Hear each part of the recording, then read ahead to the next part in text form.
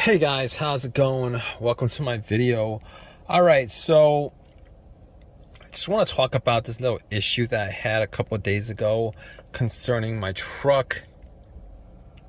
And here's the thing about it. Was not even expecting this issue at all, because the truck's been driving fine for a long time, a good while. I haven't even had battery issues with it, and the battery hasn't even been changed ever. I haven't changed it. I bought it used, haven't changed it. So, and it drove fine all day. Went to the park jogging, got some ice cream, was hot out, and drove it all day. No check engine lights, nothing like that. Made sure, part of the troubleshooting, that there was no check engine light, because if there was a check engine light, that was an obvious issue. But in this case, trucks drove fine up until the point where I was going to McDonald's, parked it, and then out of nowhere, after I got out and tried to start it, it would crank, but it wouldn't turn over. Had some really strong cranks, but it wouldn't turn over. I tried it once, twice, a couple of times, didn't do anything. So at that point, maybe I was thinking to myself, probably wasn't anything to worry about. Maybe it was a glitch or something like that. I shifted shifted to neutral, a couple different positions, tried to start it, had the same issue, wasn't able to get it running. So I was thinking to myself, okay, maybe it's possible. It's possible that maybe it's the battery that needs to be changed up. I haven't changed it, haven't touched it for a while. Maybe it was dirty, etc., etc. So I actually turned on the headlights just to make sure that. Now, mind you, it was a strong crank. The headlights were working really bright. But I went to the battery anyway, looked at it, just so I could eliminate it. I looked at the battery terminals. It was corroded. It was corroded. There was some bluish white stuff on the top. It was corroded. Battery terminals were corroded. It was a little bit loose. So I was thinking to myself, you know what, maybe I just clean this up. And hopefully it'll fix the situation. So I had a wire brush. I had a couple of tools. Took the wire brush and poured a little bit of Coke on the white bluish corrosion, just so it would oxidate or whatever bubbled up, and took the wire brush, cleaned it off, took a couple of paper towels, cleaned that off, made sure there was enough contact between metal to metal, not corrosion to metal. So I popped it back in, took a little wrench to tighten it up, and then went back and tried to start it. And guess what, guys? Wish it was that easy, but it did not start. It didn't start up. Unfortunately, it didn't start up. So I was thinking to myself, all right, it's probably not the battery, considering how strong the crank was. Looked at the battery, it was 3 years old. And I was thinking to myself, it's a 3-year-old battery, but the battery looked fine for a 3-year-old battery. Normally like 4 years, 5 years, but it was probably close enough to the time that it should probably be replaced. But considering how strong the crank was, and I was cranking it up. I cranked it up at least 6-7 times, and it worked fine. It was good. It was good. It was the cranks were strong. It wasn't like it was getting weaker and weaker, because normally with a weak battery situation, what happens is you get this situation where the crank would be a little bit weak, and then the more you crank it, the weaker it gets. But this situation wasn't the situation. It cranked up pretty strong, even on the 7th crank. So I was thinking to myself, you know what, I'm gonna eliminate the battery. The battery is probably good. And I was thinking to myself, okay, so I'm going down the list of things that it could possibly be, right? The crankshaft, the crankshaft's position sensor, the camshaft position sensor, the manifold sensor, the throttle position sensor, all the sensors. I was thinking about all the sensors. Maybe it could be any of those sensors. Maybe one of those sensors went out. A couple of those sensors went. Maybe I couldn't tell. All right. But here's the thing about it. I did not have an OBD2 scanner on me. Was not able to scan it just to see whether it was any of those sensors that was the issue.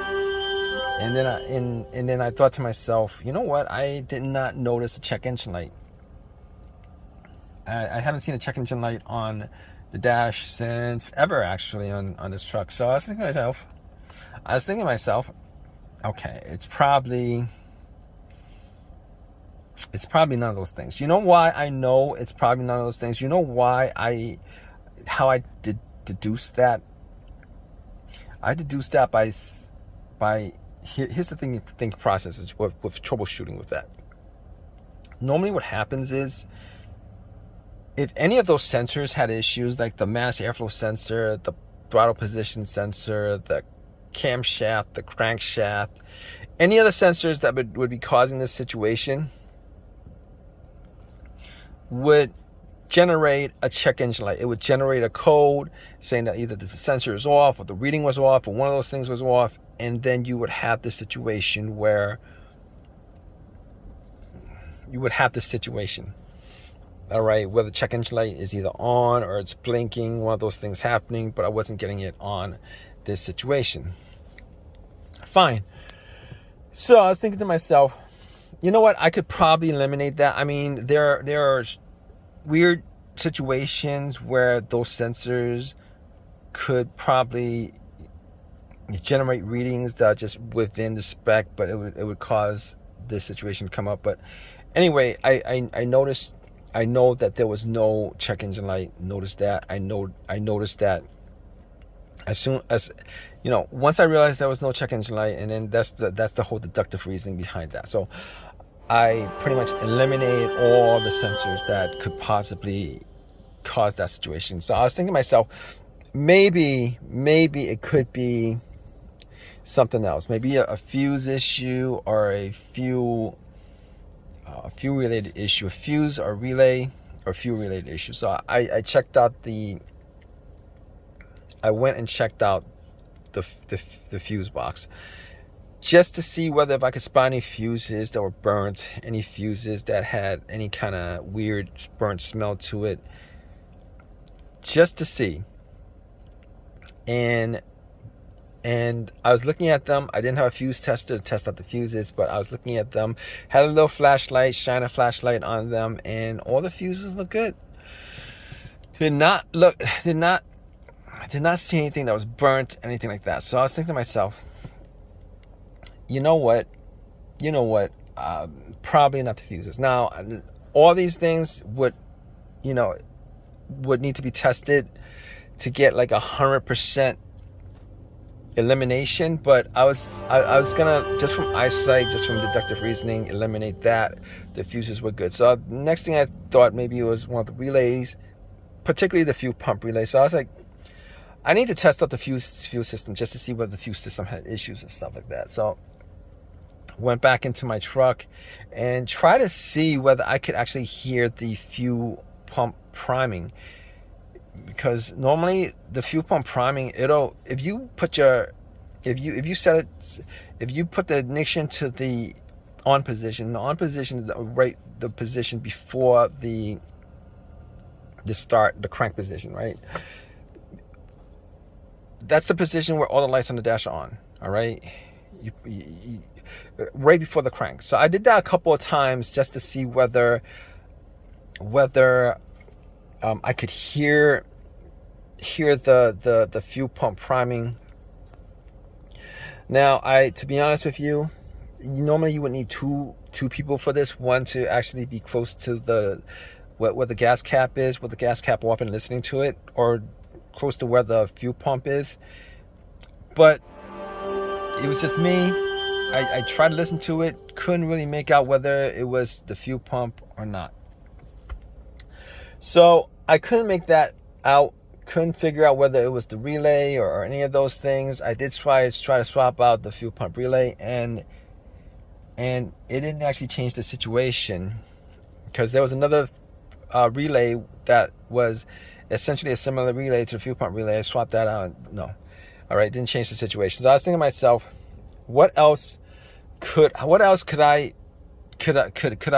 troubleshoot as far as this situation is concerned?